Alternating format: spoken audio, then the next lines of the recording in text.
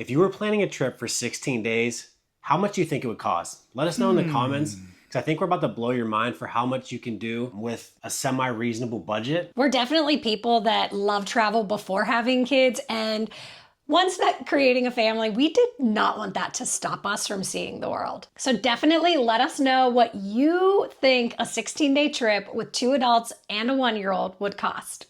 All right, let's get right into the video because we don't want to keep you guys waiting too long. We're just going to get into it, say the prices that we actually paid, and start the video now. Planning an international trip can be extremely overwhelming, especially when you're trying to do it for a family on a budget. So in this video, we are going to explain how we as a family planned an entire 16-day trip for under $5,000.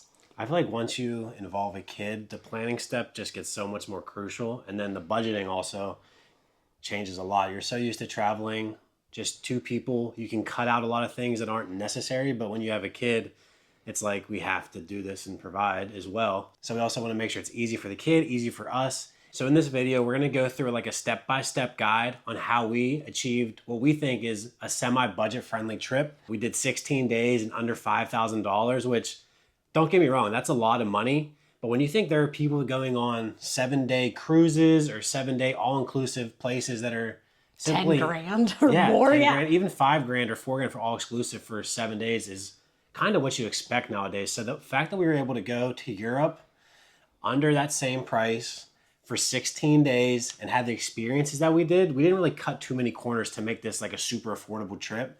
So we're going to follow a few steps that we did. So we'll cover flights, stays, and transportation as well in this video. And then really food is something that people forget about a lot, but you need to account for so much money for that. And that is definitely something that was big in our budget because we are huge foodies. Yeah. But the first one we're going to start out with is exactly how we booked our flights to stay under budget. We are located in Pittsburgh, Pennsylvania, so of course we knew we had to fly. So we started looking at what is the best airport to fly out of to get to Italy. And one thing we always do, just because we've been traveling so much out of Pittsburgh, we know there are a few international hubs that are outside of Pittsburgh that are within driving distance that could make the flights a lot cheaper. So when you look to fly out of Pittsburgh, there's always going to be a layover. And that's sometimes increased the cost, but sometimes it's also affordable if you're willing to deal with a layover.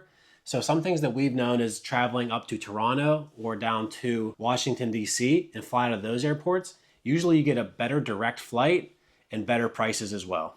One of the ways that we've traveled to Europe very inexpensively for now several years has been through flying with miles and points. So I know this is very popular. There's probably tons of videos.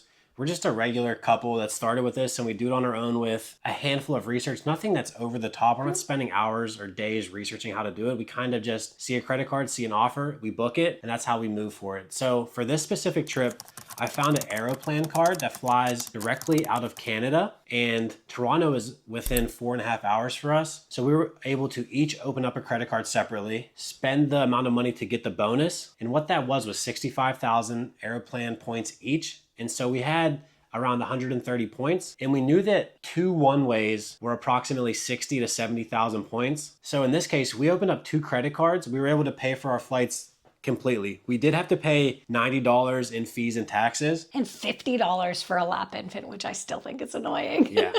So when you add up those total costs, you're looking at about $230 total for round trip flights to Italy. One thing we had to do was book them separately. So technically we had 2 one-way flights, but we were able to get them for free essentially and not have to pay the equivalent of $800 per person round flight, saving us approximately $1,000 to start on our trip. So the first checkbox, flights, $230. So the next step is cars. So I know you're gonna hate me just because this is not what this whole video is about, but we did use points again for the car. We have a Capital One Venture card that we use for our family. So any big purchases we do together, we put on that and we just accumulate the miles. And that's one that we haven't turned over and canceled and re-got the sign-on bonus. We just kind of had it as a steady card.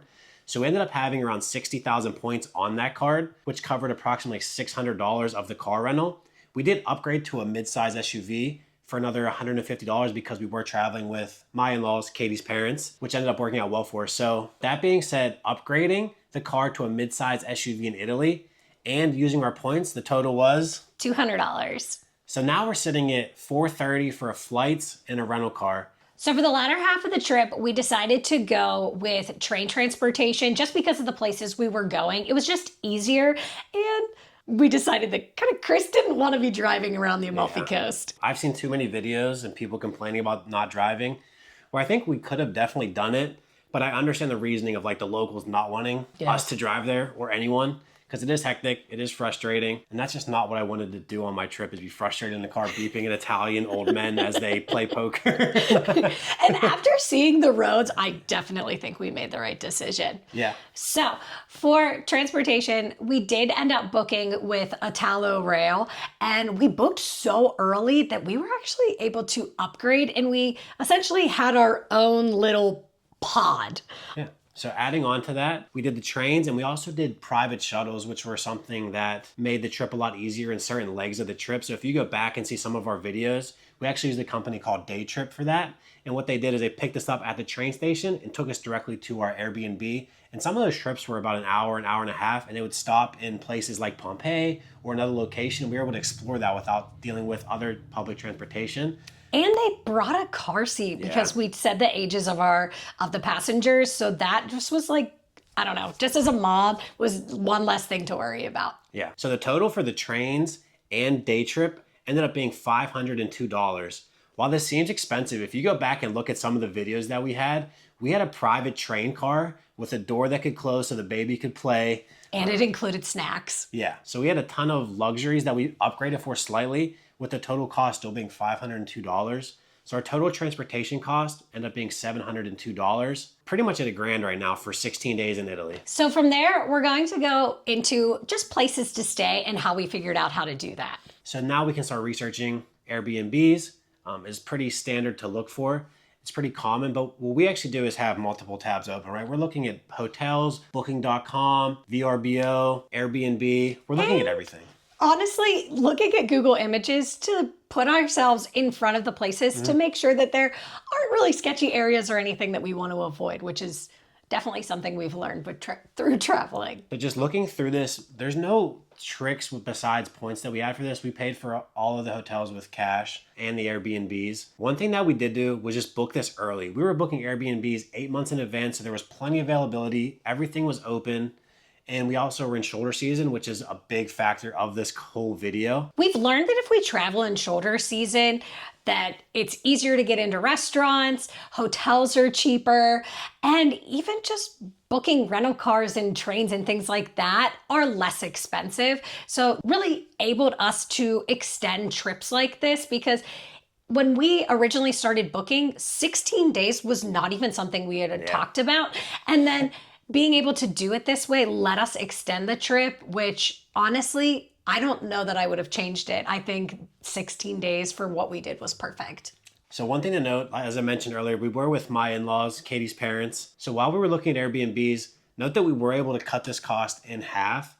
But since we were looking at 2 bedrooms, the price was pretty much doubled anyway. So when we were looking at single room Airbnbs, the price would have been similar to what we ended up paying. We just ended up getting with nicer places because it was split in half. And 2 bedrooms, things just tend to be nicer, it seems. So let's cut right to it. The total we spent on our stay was $2,100. That's for 16 nights and actually 1 extra night in Toronto when we landed because we knew we were going to be tired. So really 17 nights of hotel stays for $2,100. So at this point, we are looking at a total of $3,100 for flights, hotel, and transportation. That's a whole trip to Italy. You don't need anything else. You have to budget for food, but that can be very budget friendly. You don't have to go out and eat every night. All these Airbnbs that we stayed at mostly had kitchen. We did cook breakfast in the room, so that eliminated one cost, but it also didn't stop us from getting like espresso, gelato, or honestly starting with a pizza every time we sat down. So now looking at our budget, we wanted to be under $5,000. Essentially, we have $1,900 to, let's say, play with. We knew we were going to spend about $1,000 on food. That was kind of our expectation, but that gave us like an estimate of having $900 for experiences. When we're in Italy, we're not just going to go eat at our hotel, walk around, and then that's it, right? You want to be there and see the culture and do things, right? That's the whole point. All right, I'm going to list off some of the things that we actually did here. Don't mind me, I'm going to be reading off of a screen really fast, but we did a Tuscany cooking class that was in our Airbnb, which is super kid friendly. He was able to rest, have a nap, run around and play. We did a pizza class. We did a boat tour in Amalfi. We did plenty of museums and tours like that. We did Pompeii. We did 2 wine tastings in different places that were just phenomenal. And you went paragliding. Oh my goodness. Paragliding was ridiculous. You can see the Dolomites. You have to check out that video. It's short, it's sweet, but you can see what it's really like if you think about going to Italy and doing something like that. That was amazing. Besides that, we did like the Colosseum and all like the major landmarks like that in Rome. So with all of those experiences for Chris and I and our little one, which they don't really charge most of the time for him, was $1,070, bringing our total trip costs to $4,170. That's really the full trip. We wanted to expect to spend about $1,000 on food going out to eat and maybe some of our groceries. That ended up getting cut down to maybe $900. And to be honest, that's pretty much what we ended up spending on food. Maybe about $200 to $300 on groceries. Then we ate out maybe 10 times. And one thing that did put a damper in is my paragliding trip, which we made a bet on social media. I ended up winning, lost. Yeah. She was supposed to pay for it, which she did, but it still counts towards this total budget. We are a family. But luckily it didn't come out of my paycheck. It came out of Katie's full-time paycheck. So it felt better. It doesn't matter, but it felt good.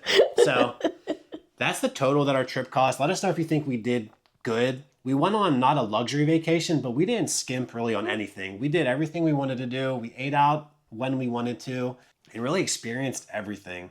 So I couldn't imagine doing a 7-day all-inclusive or 16 days in Italy. I think it just makes sense. So here's just a list of all of the expenses just to break them down, just in case you're listening via podcast style or not.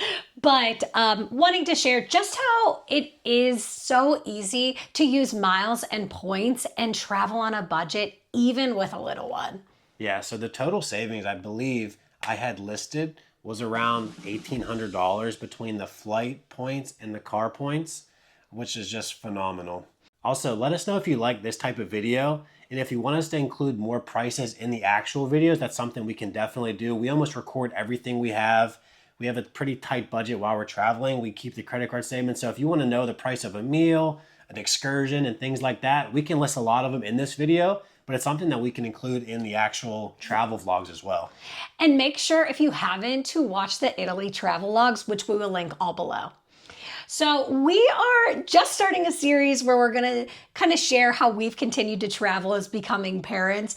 And if you would like to hear other places that we've gone using miles and points and staying on a budget, definitely let us know. Otherwise, thanks for watching. Thank you. Bye.